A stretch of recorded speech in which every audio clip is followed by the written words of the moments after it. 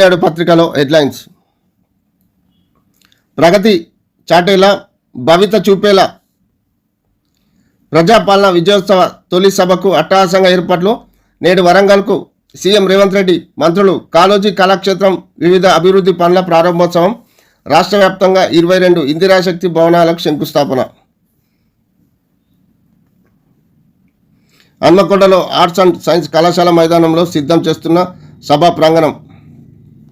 భూగర్భ డ్రైనేజీ వ్యవస్థకు 4170 కోట్లు 3 విడతల్లో ఖర్చులకు ప్రణాళిక. ఉత్తర్వులు జారీ చేసిన ప్రభుత్వం. ఛత్రపతి శివాజీ విగ్రహాన్ని రేవంత్ రెడ్డికి బహుకరిస్తున్న పూణే కాంగ్రెస్ నేతలు. కమిటీని పంపిస్తే కార్యాచరణ వివరిస్తాం. రాష్ట్రంలో హామీల అమలుపై కేంద్రానికి సీఎం రేవంత్ రెడ్డి సవాల్. అవసరమైతే రవాణా ఖర్చులు భరిస్తానని ప్రతిపాదన.